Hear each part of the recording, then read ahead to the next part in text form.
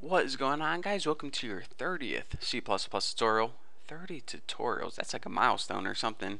And in this tutorial, I'm going to be talking to you guys about function overloading, what it is, why it's useful, and when you would use it.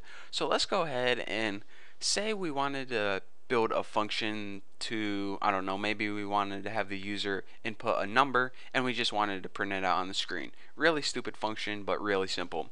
So let's go ahead and make two variables. We'll make an integer variable a, and we'll set this equal to, 54. And we'll make another float variable, and remember, a float is basically a number with a decimal point, so we'll use like 32.4 yada yada, something stupid. So now we have two different types of numbers, an integer and a float. Well, we have a function that we are going to build called print number. So let's go ahead and call this function, and again, we didn't build this yet, so if you're looking, where did print number come from? We'll build it in a second.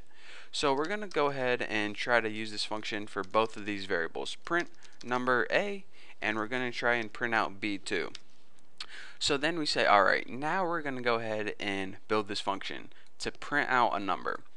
So we go up here, it's not going to return anything, so it's just going to be void. Of course, it's named print number.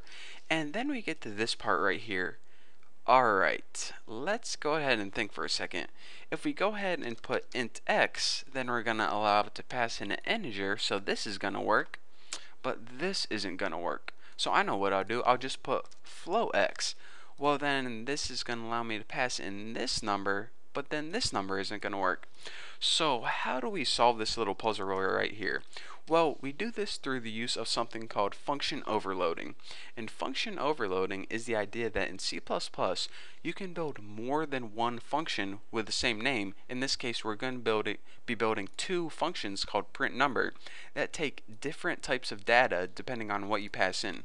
For example, we're going to build a print number right here that takes an integer value, and just go ahead and see out I am printing an integer, and then go ahead and print out the integer x, and then end that line. Well, that goes ahead and takes care of the integers that the user might enter, and now we can build another function with the same name, which is print number. Again, if you double click it, you'll see the exact same name. The only difference is it takes a different type of parameter. This one takes a float number instead. So now, whenever we call this method and it has an integer, it's going to use this one, and whenever we call this method, and by method I mean function, sorry I keep switching on and off, but I teach too many program languages to keep it straight. So whenever it calls a function with a float, it's going to use this one. It's smart enough to automatically know what type of data you're passing it in. So this one is going to print out cout, now I am printing a float, which is x, and end line. So as you can see, these functions are basically identical. It just runs pretty much whatever type of data you pass in. It looks for whatever function is appropriate for that type of data, and it uses that function. So let's go ahead and build and run this and check out what we get.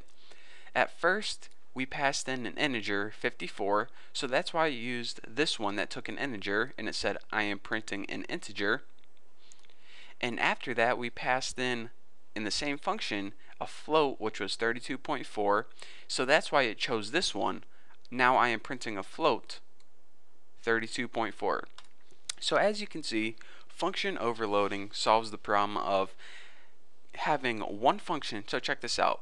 Instead of trying to explain to our boss that they need to use a bunch of different functions depending on what type of data, we can make them happy and say, alright, anytime you want to use a function, just go ahead and use this print number function and put in any number you want.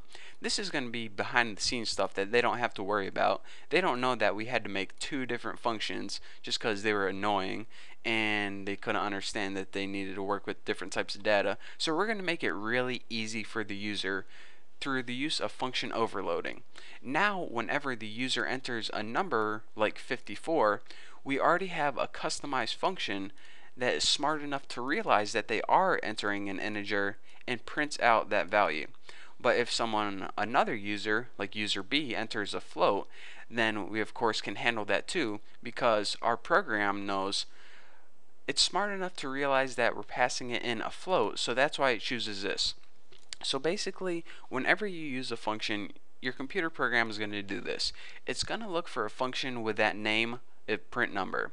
If it has more than one choice, then it looks what type of data are you passing it in.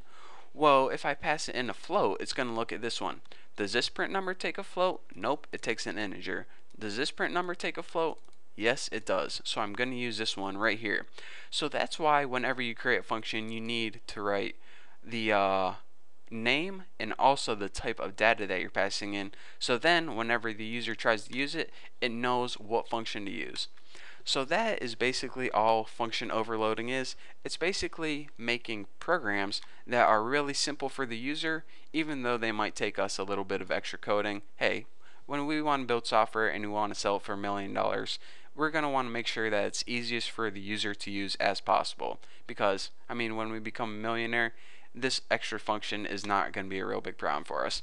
So that is how you make $1 million, and also that is the basics of function overloading. Basically, many functions with the same name, just different data types. So thank you guys for watching. Don't forget to subscribe, and I don't know what I'm going to be teaching in the next tutorial, but I got a feeling you guys definitely want to check it out.